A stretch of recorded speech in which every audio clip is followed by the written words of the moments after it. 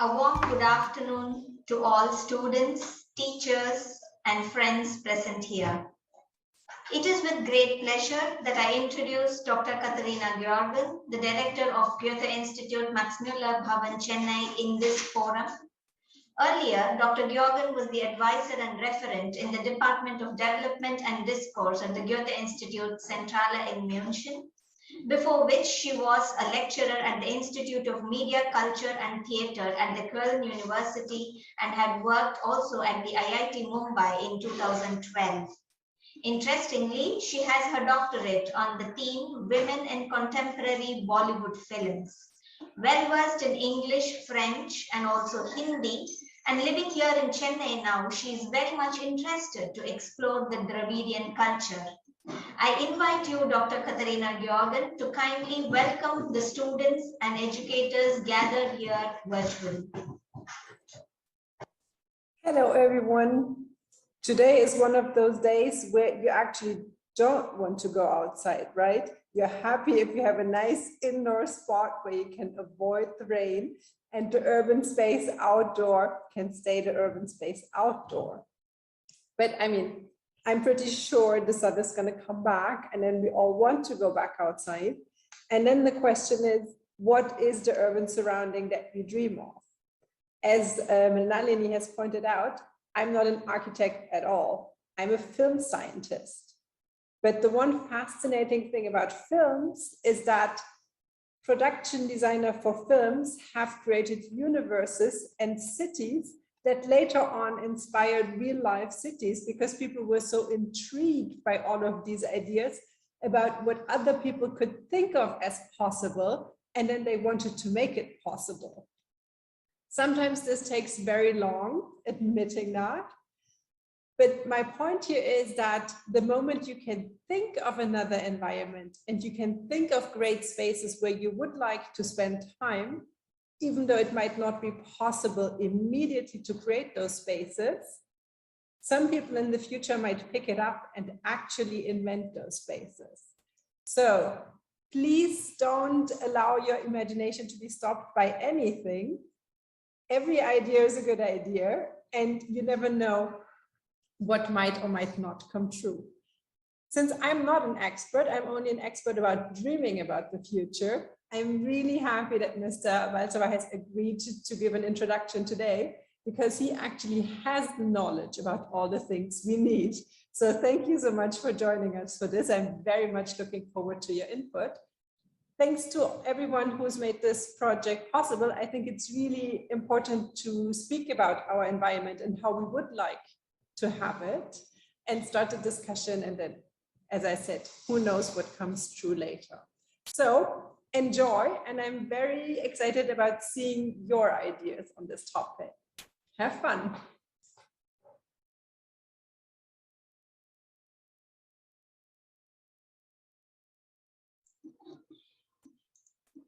Thank you, Frau Georgen. I'm sure as a film expert, you have really kindled that fascination for, exploring their ideas further. Let me just give you a short introduction about the project, Thinkathon Urban Spaces, which marks to redefine living spaces in contemporary times and looks forward to inviting and encouraging school and university students to develop new urban design concepts for their cities, also considering challenges that confront cities such as power, water supply, and air pollution, etc. But this time, the focus will be on the influence of the new norms like home office, online offers, lesser physical office spaces, resulting from the corona impact on such developments. Since vast open public spaces have been uninhabited for quite some time now, how do closed spaces such as libraries and museums gain importance? Can city planners' decision to invest in MRTS rather than in automobile industry still be welcomed after the experiences of a lockdown? These and other questions would surely provide students and youth food for thought and action. Thinkathon Urban Spaces aspires to make us rethink the way cities are built and organized increase awareness among young people about urban planning, and develop strategies and solutions for future cohabitation. Goethe Institute Max Muller Bhavan Chennai, in order to create this awareness, is conducting two contests conceptualized by renowned architect, environmentalist and professor Durganand Balsavar. The contest for school students is on the theme, What do I dream for Chennai? A nice clean river or a memorable public open space? A painting competition for these school students, and the contest for college students is on how the pandemic has changed our idea of design for a home or a social gathering in a city. Students are invited to present a creative design interpretation. We are indeed very glad to have Professor Durganand Balsavar help us in conceptualizing these contests and also guiding us through with his expertise. At this juncture, I'm really delighted to introduce him, an architect, environmentalist, and writer. He founded the Artist Human Settlements Research Collaborative and the Roots Fellowship. Balsavar graduated from the CEPT Ahmedabad and ETH Zurich and has been engaged with the environment, communities, future cities, rural disaster mitigation, tsunami, Chennai floods, and war refugee rehabilitation. Mr. Balsavar is Dean at the Sabita College of Architecture, Chennai, and has been a part of prestigious juries and an expert for various urban projects. He writes prolifically on urban, social, and environmental issues in the Hindu and other international journals and has authored a few books. Durganand Balsavar's social projects were selected as best practices and have been published widely. We really look forward to your expert talk on changing urban spaces, followed by which we will have a question answer session. We request all the audience members to send their questions via the chat platform and we will have them addressed after the expert talk. Over to you, Professor Durganand Balsavar.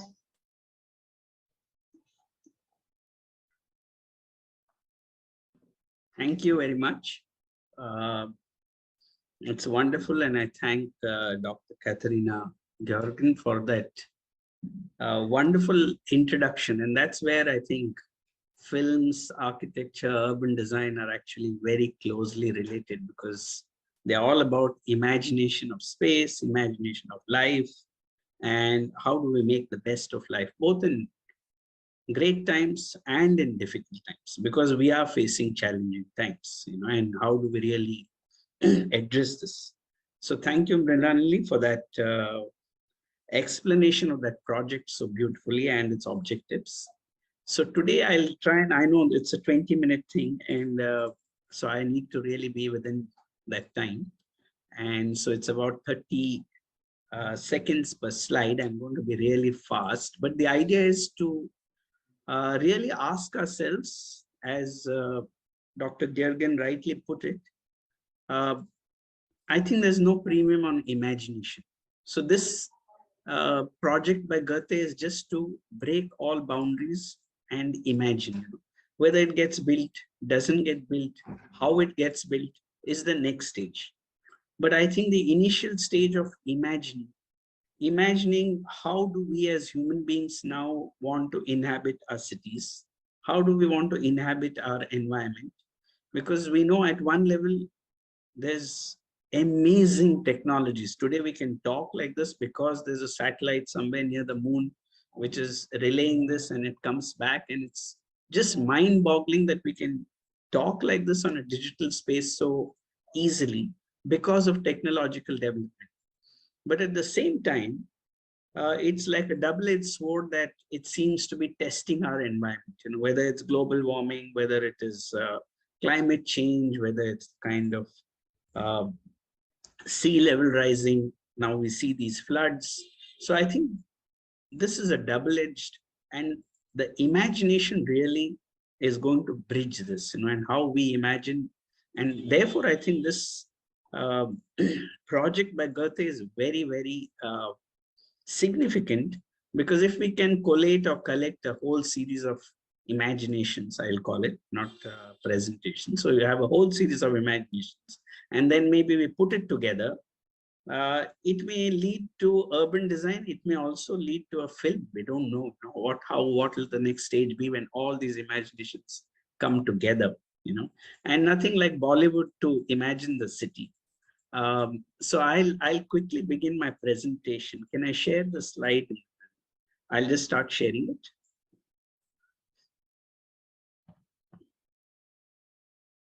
So let me just share presentation.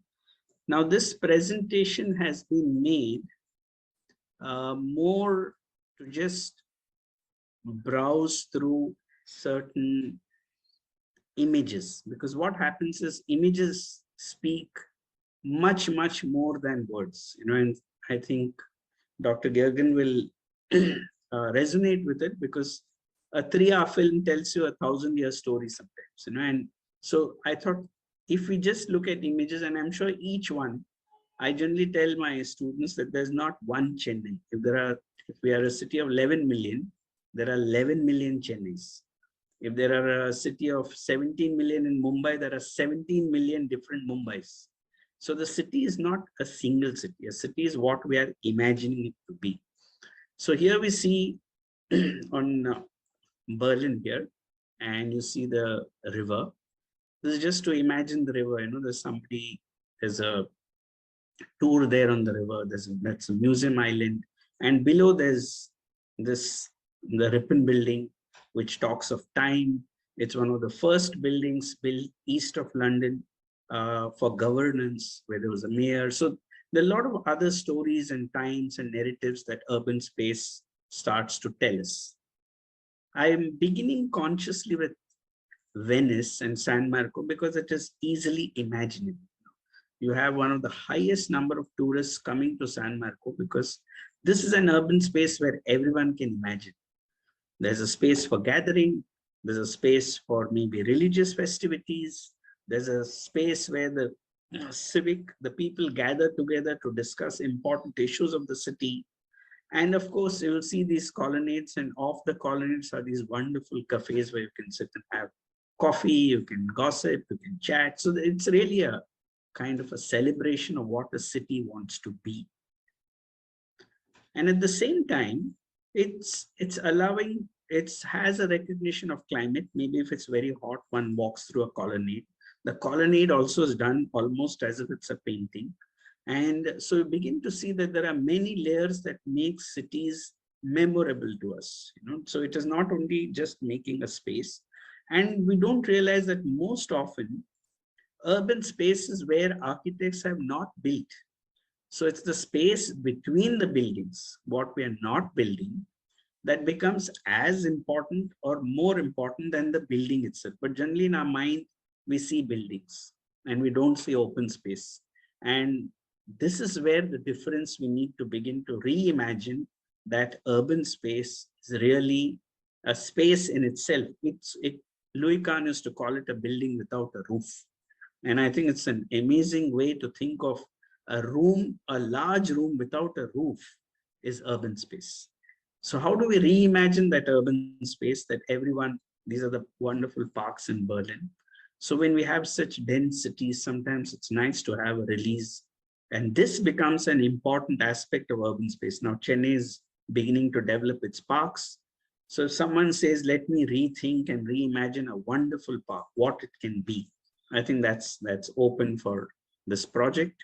And you'll see that the park is really talking about nature. It's talking about how one is, but now it's talking about a city, not only for human beings, but a city for all species, a city where there are trees, a city for beyond the human being. Because I think as a species, the human beings, and more so, I think architects have become very human-centered and forget that we are interdependent and living with so many other species.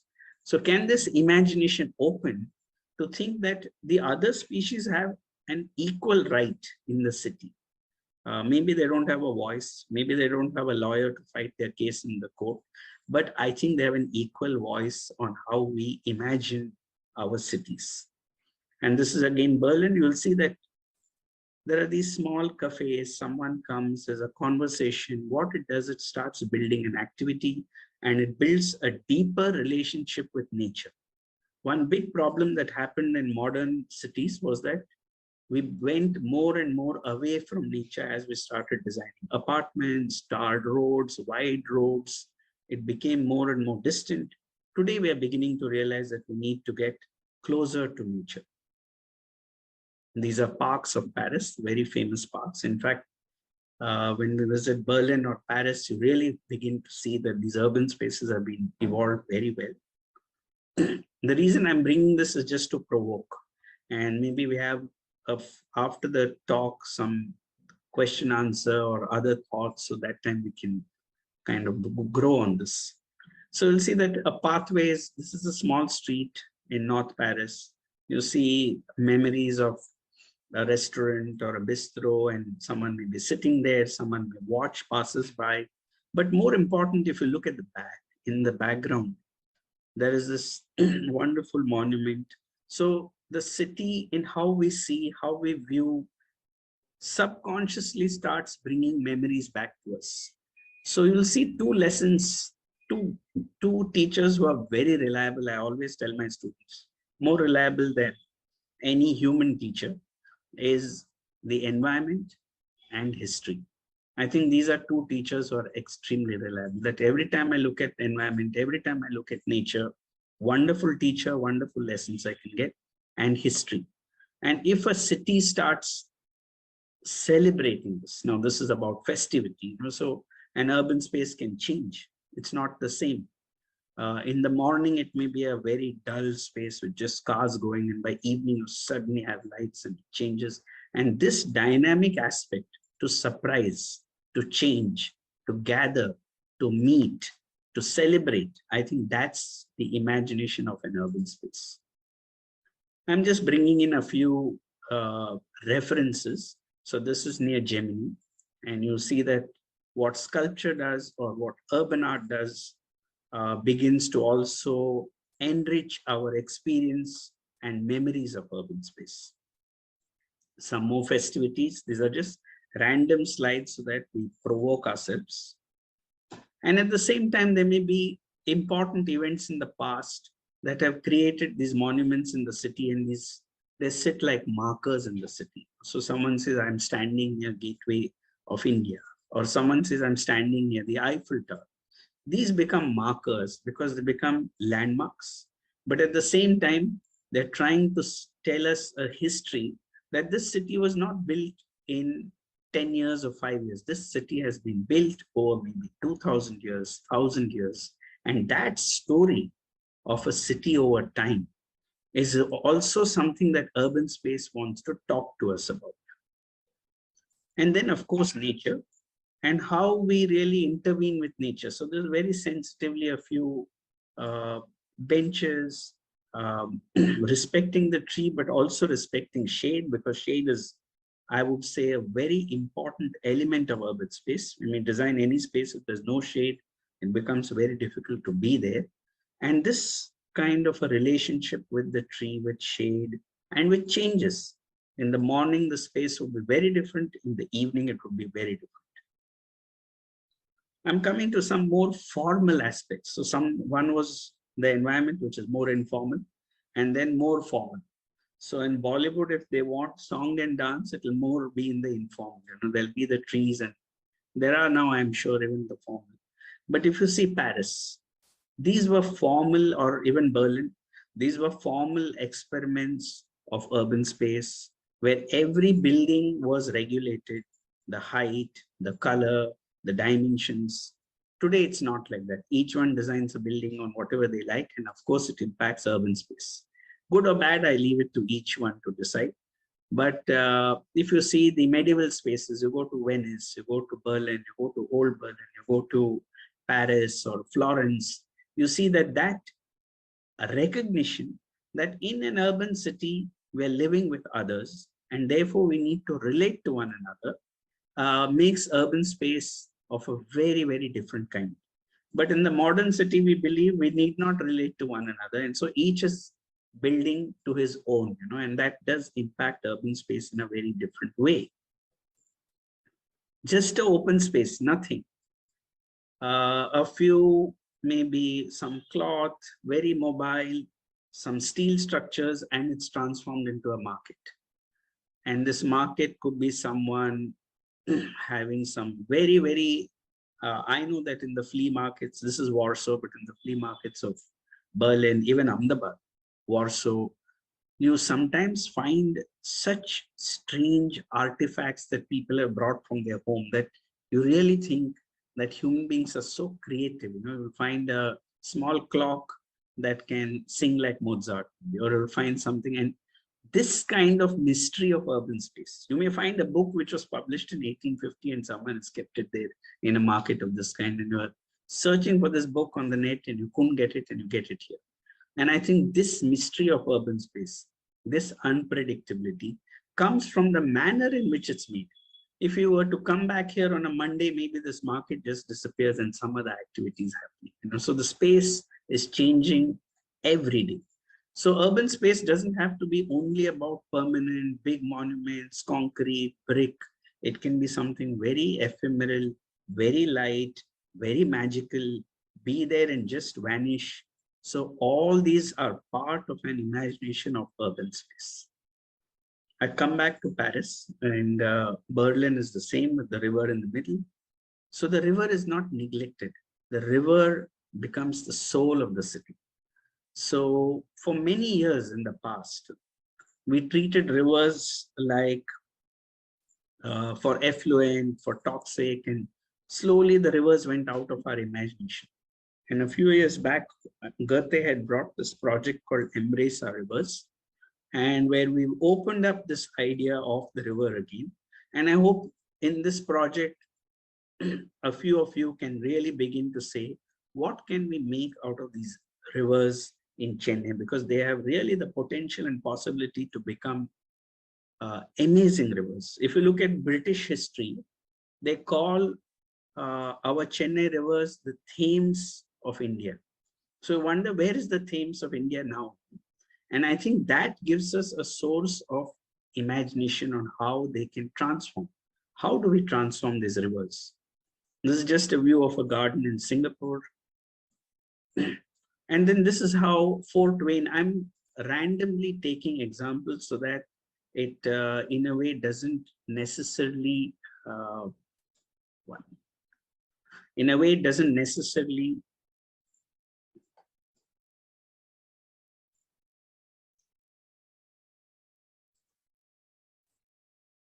sorry, how that happened. So in a way, it doesn't necessarily kind of fixate our mind, but provoke and yet not really fixate the mind on how the creative idea of what a good space should be, urban space should be, happen. So you'll see here, people are walking, there's someone, there's a cafe there, there are some small shops there, someone may go boating. So how does urban space give a range of possibilities? And that range of possibilities, if you design an urban space well, and if Mr. Maniratnam feels that's the space in which I want to make a film, I tell my students, then you've designed a good space.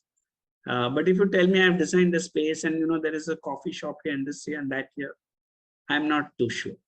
So if we keep it in mind that the fascination of a filmmaker to make an exciting film, urban space awakens that much more. So 1 minute, it's not moving. I brought in this because this is the station at Egmore.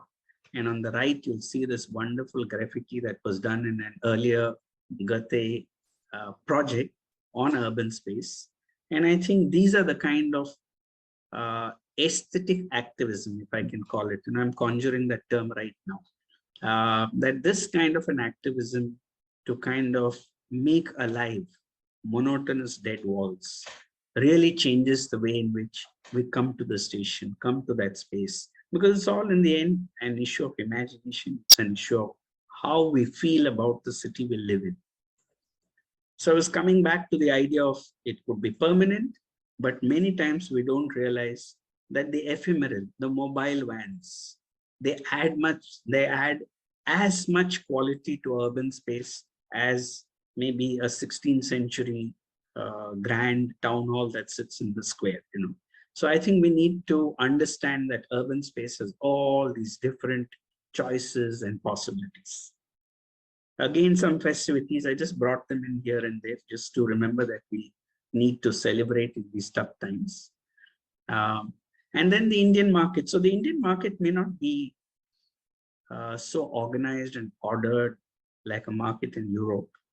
I'm not saying it's chaos, but definitely it is an absolute celebration of colors, of things. If we start mapping or just asking ourselves what is sold in these markets, I think will take 4 or 5 years just to do a record of what is there in these markets. And it's that kind of a range that these markets provide. I'm coming back to an iconic iconic building. So you again see now there is an icon. And you'll see that in the icon, there will be, so in this icon, there will be, I think there's, okay. In the icon, you'll find that there is this idea of a certain imagination. Yeah, you begin to see there is a certain imagination and in the icon. So it could be the Eiffel Tower, it could be the Empire State Building.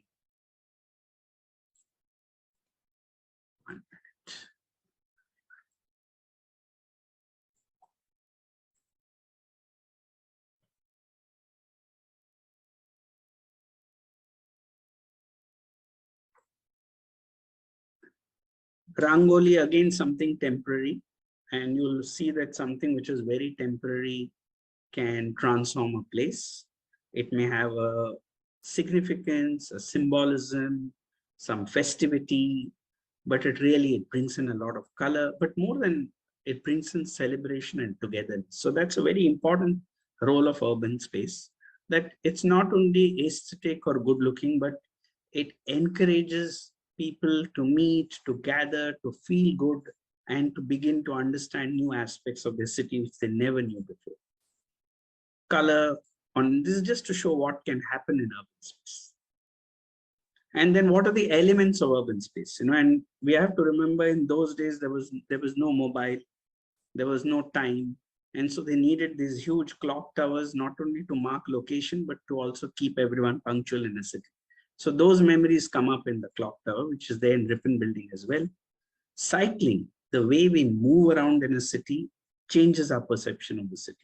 So if someone wishes to look at a new city where it's not with cars, but all of cycles, Barcelona is into it, Berlin, Paris, they're really reimagining their cities as bicycling cities. Some again, this is Goa, a carnival. And the reason I'm coming to these medieval towns is that urban space need not always be those large imaginations that we have. Sometimes narrow streets and discoveries of some very wonderful, some craftsmen, or maybe an art gallery. It happens in these small Italian towns also. So urban space may even be as mysterious as these narrow alleys. So our mind can really be open between what kind of urban space a city is willing to provide us. I come back to the Emscher River art, which was part of the project for the Chennai River, and we had all been through the Emscher art in Germany at that time, where art becomes the agency or becomes the inspiration to activate urban space, which otherwise would have been derelict or neglected. And so the artists come and inhabit the banks of the river and build, create, and you find that on the weekends or through the week, the city is here celebrating, understanding nature, and you really begin to see other aspects of the city. I come back to Paris to just relook at what is the idea of a street, what is the idea of a pavement, what does a tree do in an urban space.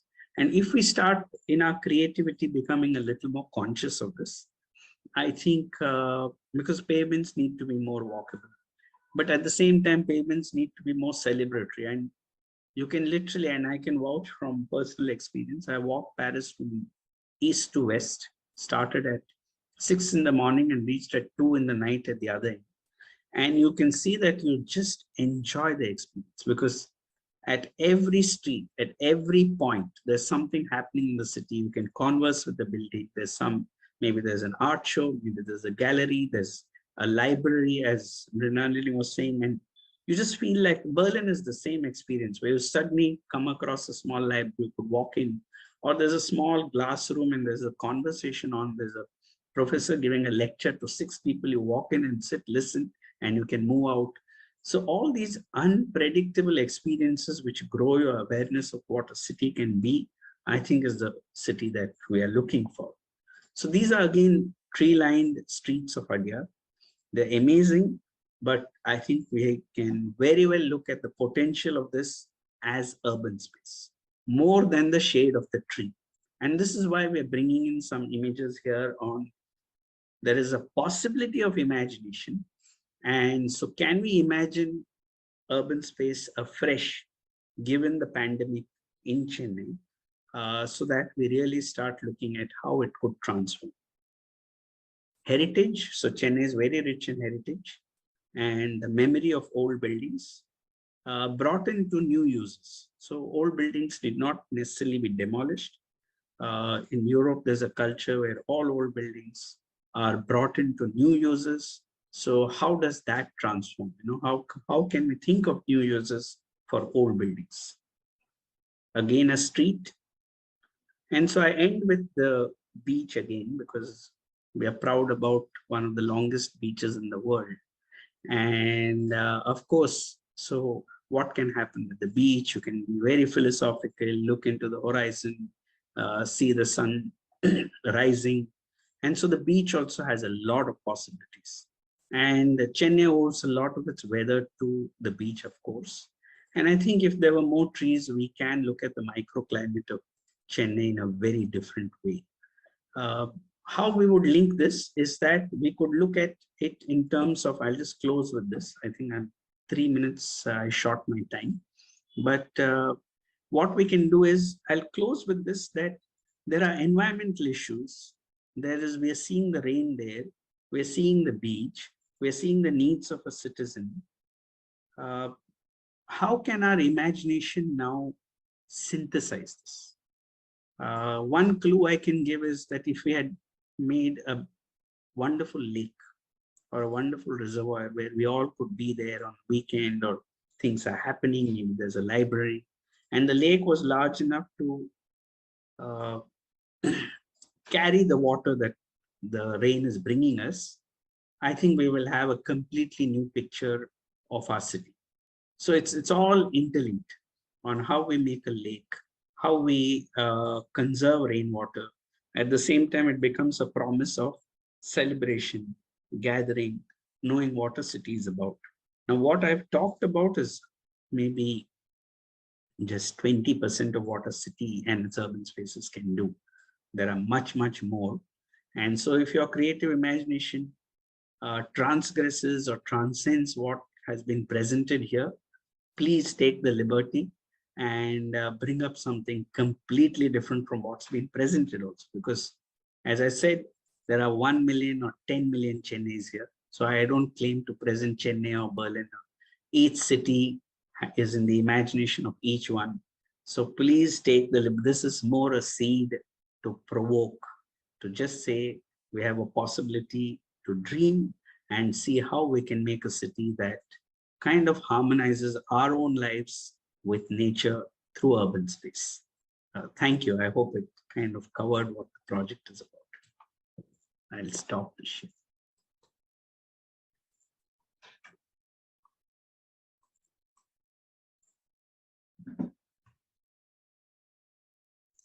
Thank you very much, Professor Durganand Balsavar. You have given us really a wide view of, I do not know, it's been a complete collage of all extreme possibilities through, times, I would say, even historically up till the present day, from something very traditional to the very contemporary. And I'm sure the students who are gathered here will have multiple views and imaginations in their minds, but I do not see any questions specifically on the chat. So is everybody already started dreaming and imagining their future city? Or I think the easiest is to ask questions than to answer them. So here is a professor who is willing to answer questions. Do still any one of you have questions? I would wait for another few seconds for you to send them on the chat.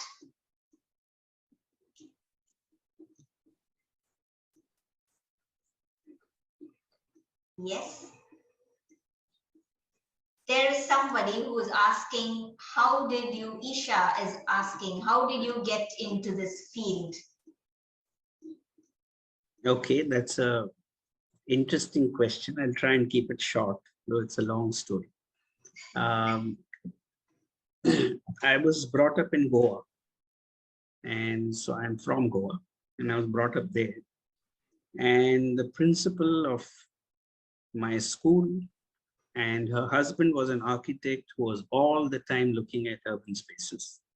So right from, I would say, the first year in school, we were looking at the city. We would, all our programs in the school assignments would be having to do some assignment and walk through the city and tell all the residents what we were doing.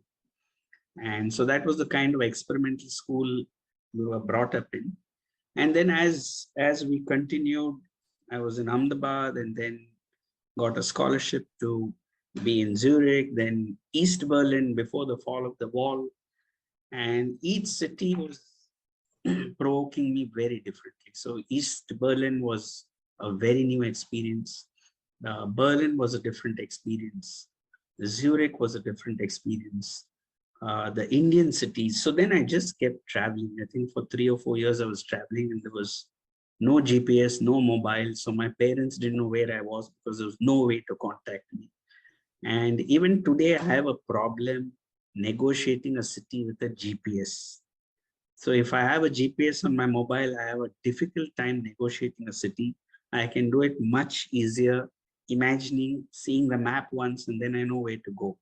And so that's because I got used to a non-technological way of finding my way in a city. And so I'm not so concerned if my charge goes down or my GPS is not working, and I don't panic so much now because we were brought up in that what I call a Jurassic age, pre-industrial, pre-technological age. And that's how this idea of urbanity came. And I feel this is not my experience alone. I've asked so many people and so many have a similar experience, share it. And I think that's the wonderful thing about urbanity is everything doesn't have to be unique. Sharing itself makes it more joyous, many times. So that's my reason. Some more questions are coming in. Which city has had the biggest impact on you? Well, that's a very difficult question again. I would say each city has its own impact.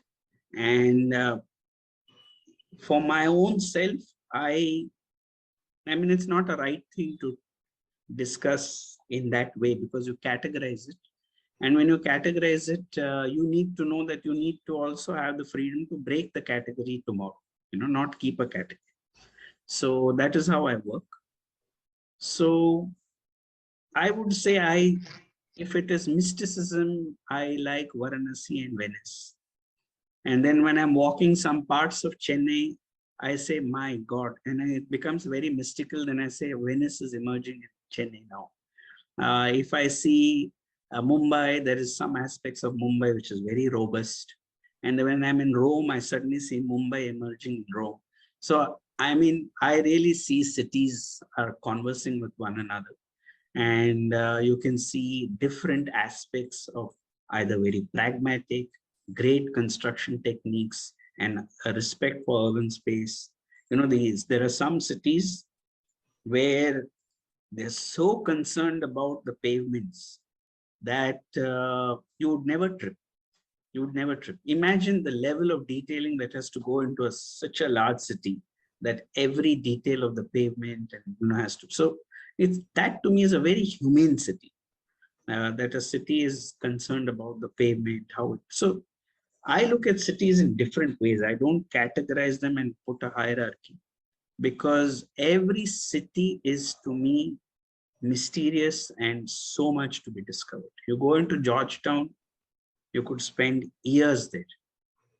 In a few shops, you speak to the shopkeeper and he will talk about his grandfather from 1910 who met some, he must have even met the prime minister. And it's an amazing narrative that you come across in these stories. And I think that's why a city is always exciting. No city can be a boring city. So there's somebody who's asking you, do you think that our Chennai is changing like other big cities? I think all cities are changing. Whether they're changing for the better or not, climate change will tell us. But I think that is the whole provocation for this project, to reimagine our cities, because they're changing and they have to change. Cities will change. Cities are like living organisms, so they will change. Any living organism changes. And so cities are living organisms, so they will change. I think the question would be, how do we negotiate that change so that it's more humane, more friendly with the environment, and a better living condition for all? I think that would be the question. But definitely all cities are changing, and Chennai is also changing like any of the other cities. There's somebody who wants to ask you, how do you define safety in Chennai city? The simplest form of safety comes from civic public gathering. So the minute human beings can gather together, another sign of safety is when women can inhabit a space with their children comfortably. If that happens, everyone knows that that city is safe. So I think there are signs of safety, and I particularly find Chennai safe, but I'm sure there are instances of, but these instances happen in zones where the urban space is not defined well, where you find there's no public gathering, you find maybe the lights are not working and it's dark, or there are no functions happening. So cities do have these pockets. And but by and large, if a city is caring, and you'll see every time there's a calamity, it's a sign of resilience of Chennai, that everyone helps one another, and they just leave everything and help. And in the last floods, we saw it. We were working day and night during the floods. And I remember we needed some 200 volunteers the next day at the Corporation of Chennai in the 2015 floods. And somebody went and placed my cell number on the internet and on the Facebook. I couldn't pick up my phone after that, because at a time I was getting 10 calls and 15 calls. I just couldn't use my phone. That many number of calls. And then the next morning, we needed 400 or 500 volunteers. We had 7,000 volunteers the next morning, and at the corporation building. And we were shocked, because I think that's the level of kind of generosity a city carries. And so these are all indications to me of safety, of how we kind of gather within a city and what a city means. Now it's a question of, how do we imagine something more physical? How do we imagine the public spaces to give a new dignity to this act of generosity and collaboration that our city has? And there I feel definitely it is wanting. The rivers need a reimagination. The beach needs a reimagination. Open space to inhabit needs a reimagination. So I think there is a need for that imagination, and therefore this project becomes very exciting, because I'm sure each one has many ideas on what can happen to Chennai. There's somebody who's asking you, the government is introducing smart city projects. Do you think that building new bridges and buildings makes the city a smart city? See, I think these are a little, these are very, very important questions. But if you ask me who's into urbanity, uh, a simple question like this, we may not be able to even address in a whole 2-day seminar, I think. Because when we talk of smart city, we're already talking of a technological city. And as I said, we are enjoying technology. Without that technology, we wouldn't have had this meeting. So I won't be against technology. But I think we need to probably, and this is a personal view, I don't wish to impose it on anyone else. I would probably think we need to relook at our relationship to technology. Do we need a technological driven society, or do we need a society where humanity is in conversation with technology? And these are two different issues, you know. And the example I give is many years ago in the early 90s, I had been asked to design a small office for a diamond merchant. So I went into that diamond merchant's office. It was a very strange project to get for me. And I said, let me see what I can do. And in that diamond merchant's office, he had no CCTV cameras at all. And there were these expensive diamonds lying all over the floor, on the table. You know, customers would come, and it was not in lock. It was not in lock and key. There were no CCTVs. He had these 30 people who were working on it there. So I was very surprised, and I asked him, how is it, you know, you have all these diamonds and you have no CCTV? He said, no. He said, you need CCTV only when trust is lost. So these CCTVs come when trust is lost.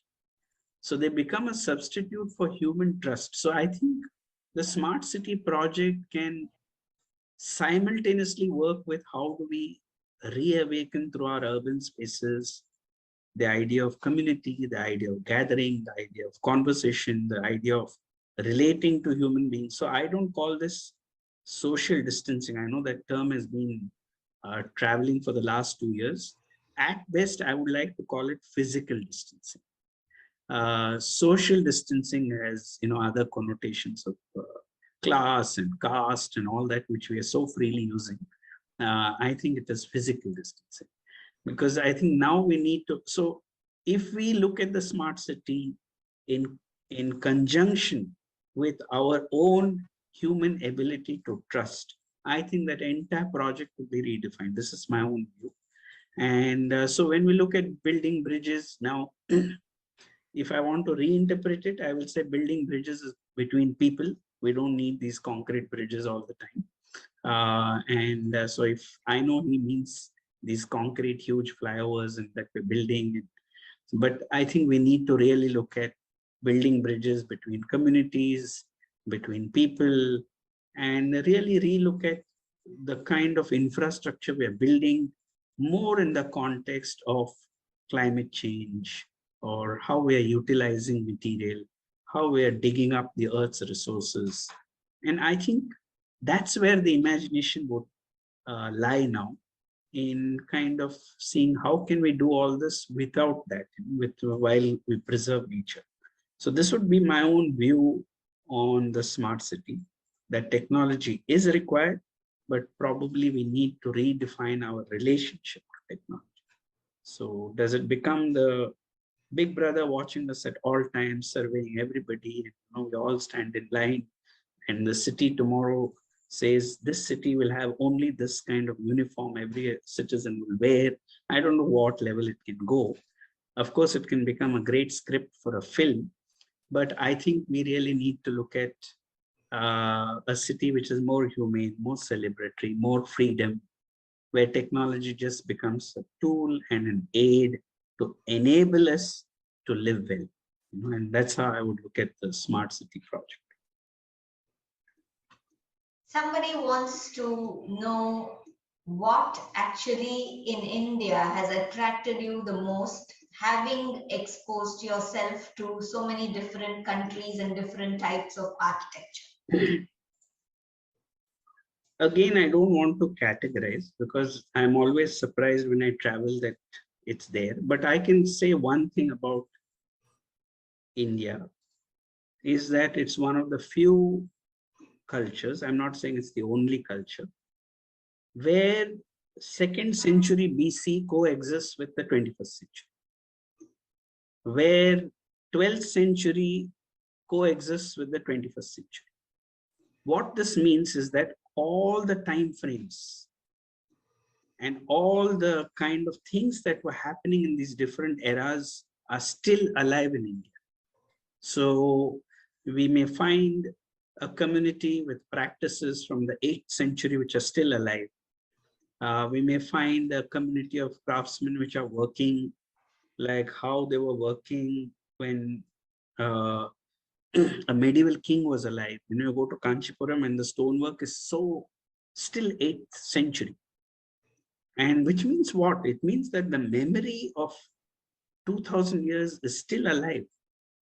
While most societies have already modernized, they have these glass buildings, they have no memory of the 8th century. They have no memory of the 6th century. But as someone asked the question, is Chennai changing? And if change happens where we become tourists in our own country, where we forget all that rich history, then I'm concerned about that kind of a change. And it could happen that we end up becoming tourists in our own country. And I think that's great about India, that there is so much diversity, so much coexistence. And that's what has attracted me in the cities of. So if it's not an urban space for one kind of people, it becomes a much more interesting and yet challenging situation to design for many people, many different kinds of needs at the same time, versus just designing for one kind of people coming in there. And that's the interesting part of working in India, because it keeps challenging the mind of every designer because of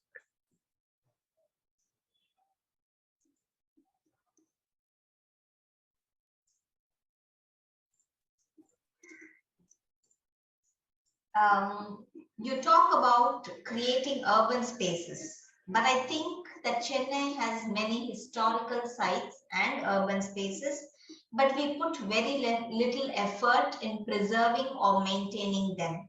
What do you think about this?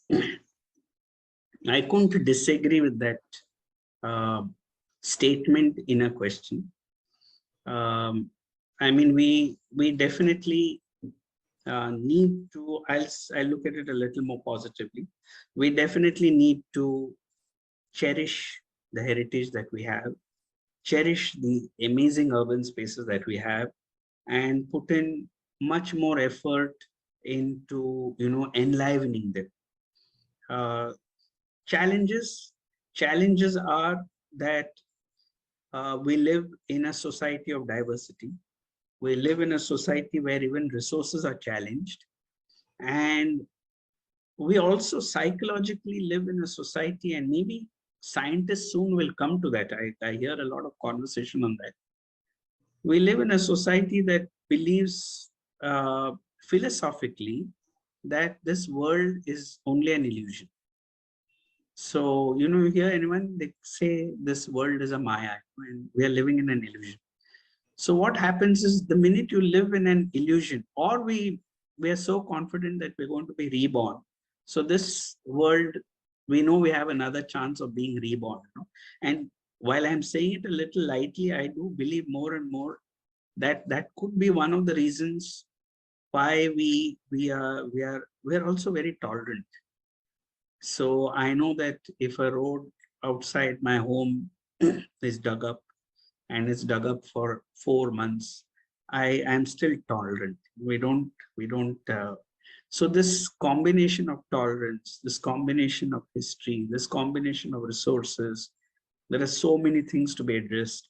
And in that, yes, I think history does take a backseat many a times in the design of our cities. That's why I said, maybe in the imagination, one could reimagine how is a historic building going to be reoccupied in a new way. I remember a erstwhile king of a kingdom. He's no more a king. And I don't know whether he's joined us today. I'd invited him. But he had called me once and told me I have 3 or 4 palaces in there. I don't know what to do with them. I said, why don't we start a school of architecture and a school of design in that palace? And rather than think of it as a palace, maybe it could be a school of architecture or a school of design, or it could be a school of management in a palace. And rather than build a new campus where a palace is in doldrums, you might as well have that as a institution. Keep it open for open good rather than private property. And you may just get the celebration and the finance, because eventually it has to be sustainable financially also. To repair that building, to repair, restore is very expensive. So I think that's the kind of imagination. Of course, we're not expecting that in the competition. It's not about a financial viability of the creative idea. In the competition, it's all open. But when we are working, we do look at how can the financial viability also work to bring in resources to ensure that that heritage building kind of lives on. So, of course, yes, they have to be maintained and they have to. Do you have any suggestions that every city should have? I think every city should become more conscious of its humaneness. That's something I'm beginning to see. And because people ask them, what is humanness? Can you define it?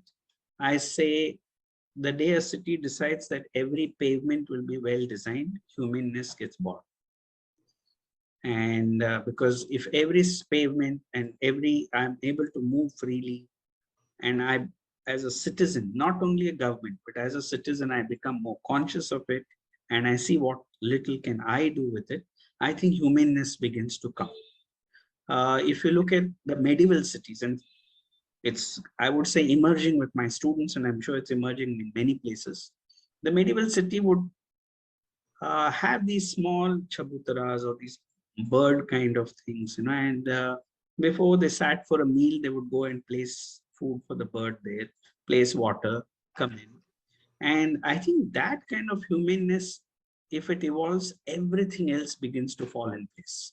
Your water system, your electrical system, and because the human energy is the most magical of all. So if the human energy clicks in a city, I think everything else begins to click. And so I say, let's look at those signs. Otherwise, it becomes so vast to define what we have to do, where we have to start. And these little things, I say, plant fruit trees in corporation schools. So why not? It doesn't cost anything, and start planting. So you know that the children at any time have fruits, but don't look at it as just the fruit got stolen and nothing is stolen. Just plant it for common good. And then what will happen? So I think there are a lot of these kind of initiatives we can all do. And that's my measure in the city. Because once these kind of initiatives begin, all the others fall in place. Your road gets tarred well. You have spaces, your bus stops become good, because then it's a general human condition. It's not a specific functional issue. So, yeah. Truly, I think that should be the most fundamental aspect. But here's somebody who's asking, what do you think about the possibility of constructing urban buildings based on traditional methods, using traditional materials of construction that are perhaps more suitable to our environment and climatic conditions? I would say many are already doing this. The challenge, the only challenge is, there are two challenges in this. One is the fact that the craftsman and the skill of craft, which existed maybe 200 and 100 years ago, that built these amazing buildings, may not exist today. And that doesn't exist because in the last 100 years, all the craftsmen were moved to work on machines, not with their own hands. And over 3 generations, they've lost the skill. So if we try to build at that scale, traditional buildings, I think will need a new school of re-invoking these traditional teaching practices. I'm not saying it's not doable, it's very doable. It's just that we seem to be living in what I just had a dialogue with the Dean of Harvard a few weeks back, and we were talking about the anxiety of time. And I think we're living in the anxiety of time. And so once we live with an anxiety of time, glass, steel are all buildings which we can construct very fast. And so speed starts overtaking our need for maybe quality space many times. And so these are all the challenges which are there with this. Yeah. Okay. Somebody wants to know, do you bring your designs to real life the way your mind exactly sees it? If so, how long does it take? That's I never said I'm a role model. And yes, whatever I design, I bring to real life. It may definitely be a little slower than other practices, which I kind of tell my client well before because the client chooses me, and we don't threaten any client to come into our office. So the client knows when they're coming in that we are going to work with these practices. If a building can be built in 6 months, it may take a little longer because it's being done carefully. And so there are these, it's not that we've not built fast, one can build fast also. But I would say these are the challenges all in the perception. Because 200 years ago, maybe a community building took 40 years to build. And then the architect who said, I'll build it in 12 years was seen as very fast. Today, you cannot tell a client I'll build in 12 years because they want it in a week. They want the drawings in 3 days. They want it in 17 days. And that's why I said we're in the anxiety of time. And I have seen many times, it's very ironical. The building is rushing, and the minute they choose maybe an Italian kitchen or they choose a German kitchen, they're willing to wait for it for 8 weeks to be shipped from Europe. You know? Suddenly time emerges. So I think it's an issue of the mindset on whether we really have time or not.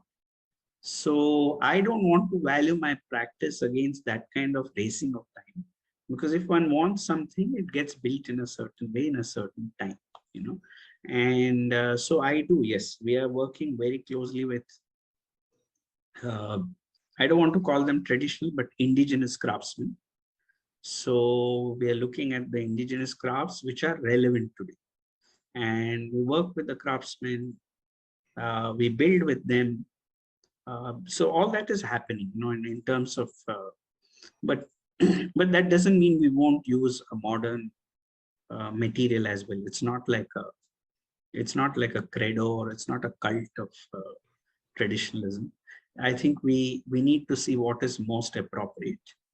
And so yes, we do build. In fact, after the tsunami, the whole of Nagapattinam I had rebuilt in this way. And it was one of the most dangerous areas. I think about 15 or 20,000 homes we built. And what was a 3-year project must have taken twice the time. And the reason it took twice the time, and the Tata Trust funded us, they understood the situation on ground. And so it took twice the time because each had to imagine what their home was and build. And we said, instead of bringing contractors from Bombay or Calcutta or Croatia or wherever, we will train again all the village community to build themselves, because their grandfathers knew building and they had forgotten. And so they built themselves. President Bill Clinton and President Kalam visited our sites. And so I would say that this is something very, very doable. And it's not, but I think it needs now a larger imagination to see that it is doing, and which is why I said that we need to relook at our relationship with technology. So if we believe that something technological is naturally superior than this, which is a fallacy actually, and that's the kind of world because of consumerism and a lot of all that we live in. We know that if we get an upgrade in a cell phone, that evening we want to buy it, and then I think we don't use any of the new functions in that new upgraded cell phone. We still use our WhatsApp, we check our mail, and so I think that of course we need to be fascinated with technology, but I think this relationship of how we situate ourselves, how we look at, I mean, if one wants to grow trees, it's going to take 30 years. So one cannot say that let's grow it faster. So I think those cycles need to be respected. So I do work. Some projects take more time, but whatever time it takes is told to a client before we get it. So before we start a project, they're aware why it takes that time, they explain, take time, then we get it. So because there are projects which will take time, we have to develop, as I said, craft techniques, teaching a village how to remember what their grandfather knew takes time. It's like almost a university process. So there we cannot rush and suddenly build in 2 months or 1 month. So there are other processes. I hope it makes sense. Can urban development destroy the environment?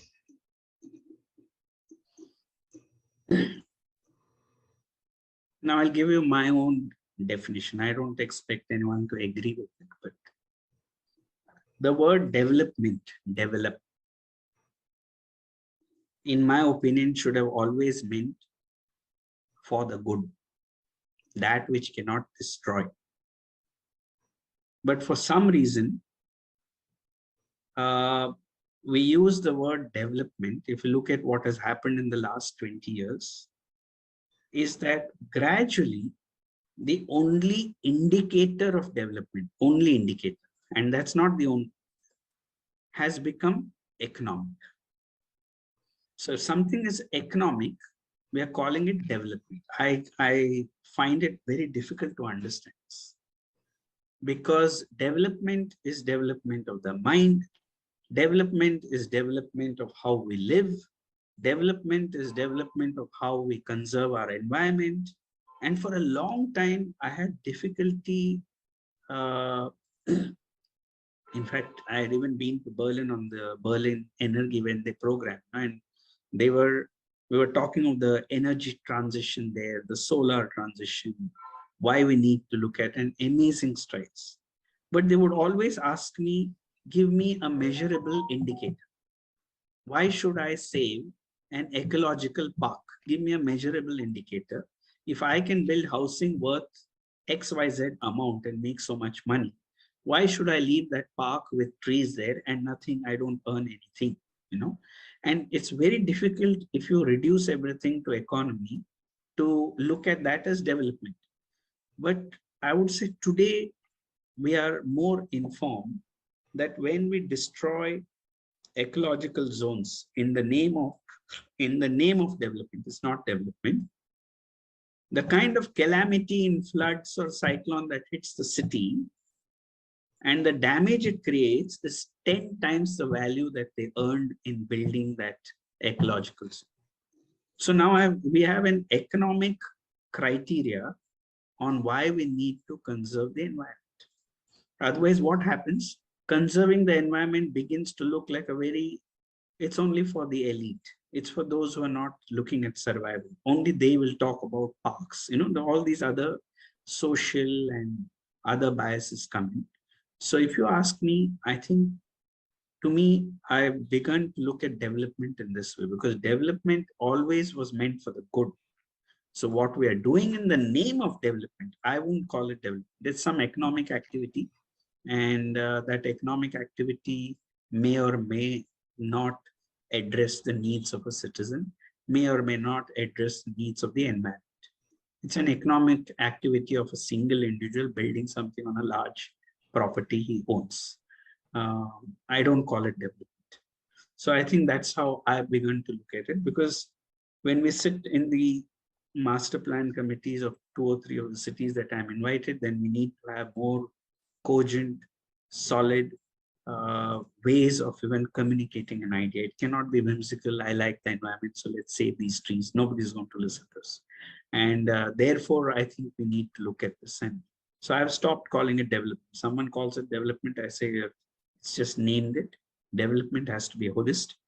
And we've seen the price of development when we build in an economic activity in an violating ecological zones. We've seen how it brings loss to a city financially later on to rebuild after a calamity. So I think we have given an economic parameter now for this. That I would call development.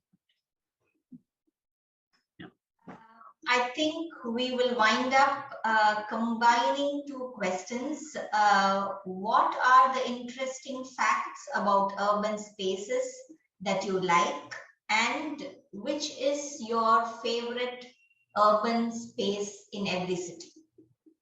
In every city. Okay. I would say what I like about urban spaces is if it meets the need of all its diverse citizens. What does it mean? If an elderly goes there, he should feel great about it. He or she should feel nice about it. If a child were to inhabit that urban space, they should feel good about it. And I think any community, any class coming in, if they can, like for instance, one space, I know it's not completely urban, but I could call it urban. One space I see is Gandhi Ashram in Ahmedabad. Anyone can be there and they don't feel left out. Anyone can go. Whether they are class, their community, anyone can walk through that space. It's so open, like a pavilion, and you know. So spaces which can be egalitarian, which kind of remove these boundaries between people and always give the sense of time and celebration, I think are great urban spaces. So if you ask me in the different cities, I think more or less the spaces I showed in the slideshow are spaces, the urban spaces I have kind of liked. Then that's why I went into the narrow alleys also. If you go to Georgetown, there are very narrow alleys which are urban space. Maybe large gatherings cannot happen, but they really make you wonder about how did human beings even create this city? What was in their mind when they were seeing a blank land and designing the first urban space, and those kind of. And now we know that Chennai has been inhabited for 2,500 years and more. With the excavations happening at Kiladi, I won't be surprised to find other kinds of remnants of civilizations beneath where we are staying.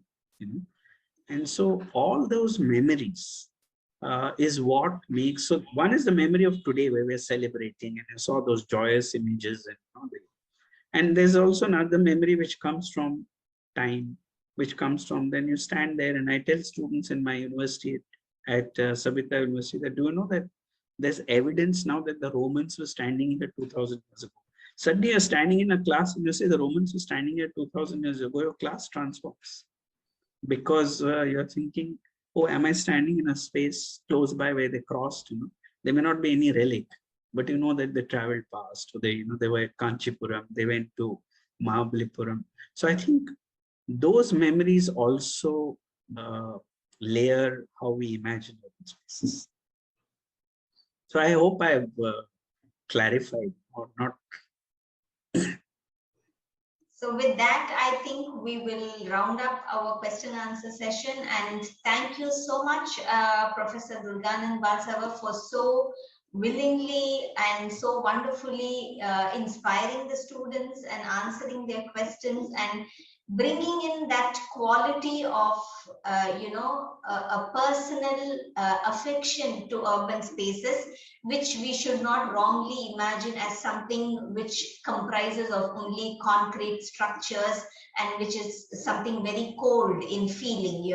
It is so much the human aspect and the environment that goes hand in hand with structures that we create, and that is, I think, a hope for a very positive and very developed cohabitation, I would say. Thank you so much for bringing in and stressing on these aspects of humanitarian values in development, and I think that's very much important as a foundation and base for students, even when they imagine what their future cities need to be. So with that, we come to a conclusion of the question answer session. On behalf of the team at the Goethe Institute Max Muller Bhavan, Chennai, I once again thank all of you for having attended this expert talk session. I'm sure many of you would be inspired and enthused to explore your imagination and express them creatively.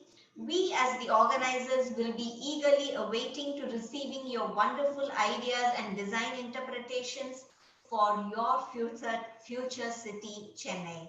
Wishing you all the very best. Danke schön, alles Gute und auf Wiedersehen.